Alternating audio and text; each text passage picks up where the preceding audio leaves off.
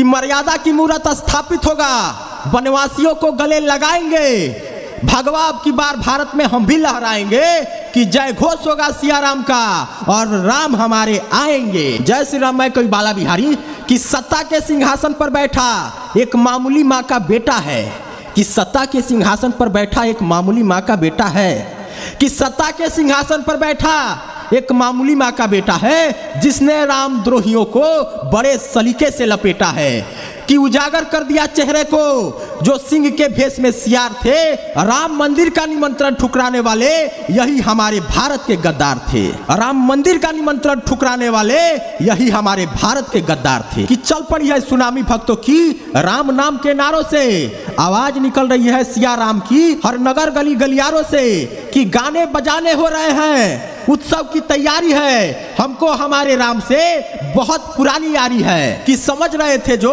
कि राम मंदिर नहीं बनने देंगे, अयोध्या में कभी राम को महल में नहीं रहने देंगे, कि सपने उनके चूर हुए, लज्जा से मस्तक झुकी है, राम विरोध करने के चक्कर में इनकी नैया रुकी है। कि अब समझ में आया कि इनके रग रग में समाया खोटा है, राम मंदिर क्यों बना दिया इस बात का इनके अंदर चोट है। और इतने बड़े उत्सव का कारण तुम्हारा सिर्फ एक वोट है, इतने बड़े उत्सव का कारण तुम्हारा सिर्फ एक वोट है। राम मंदिर का निमंत्रण ठुकरा दिया गया, अयोध्या 22 जनवरी को जाने से मना कर दिया गया। इसके अंदर बहुत बड़ा षड्यंत्र है। अगर ये अयोध्या चले जाते, निमंत्रण स्वीकार कर लेते, तो इनसे मुसलमान नाराज हो जाते। मुसलमानों को खुश करने के चक्कर में राम को ठुकराने वाले नेता तुमको ठुकराने में देर नहीं करेंगे।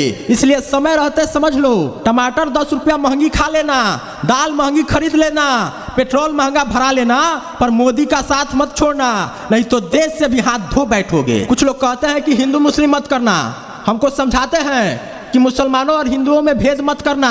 अब उनको मैं पूछता हूं कि क्यों ना करें, जरा बताइए। हमारे आदर्श एपीजे अब्दुल कलाम हो सकते हैं, हमारे हीरो अशफाक उल्लाह खान हो सकते हैं, मगर हमारा हीरो ओवैसी जैसा गद्दार नहीं हो सकता है जो भारत में रहकर भारत माता की जय बोलने से इनकार कर देता है। और मेरे इस बात में किसी को सत्यता नहीं दिखती तो मुझे उसको मुंह पर गद्दार बोलने में कोई दिक्कत नहीं है। कि जो भारत की भूमि पर रहकर भारत की जय नहीं बोल सकता है, जो वंदे मातरम का जयकारा नहीं लगा सकता है, जो हिंद के कदम से कदम मिलाकर नहीं चल सकता है, जो मातृभूमि के लिए बलिदान नहीं हो सकता है, जिसके अंदर वतन के लिए त्याग नहीं हो सकता है, जिसके नसों में माँ भारती के प्रति वफादारी नहीं हो सकता है, वो नाजायज गद्दार कभी हिंदुस्तानी नहीं हो सकता है। ये भाईचारे की बात करने वाले वही गद्दार हैं जो समय समय पर भाई का चारा बना के खाते हैं। मैं ये नहीं कहता कि सभी गद्दार हैं, पर एक मछली गंदी हुई तो पूरा तालाब गंदा हो जाता है। देशभक्ति बाजार में नहीं बिकती है,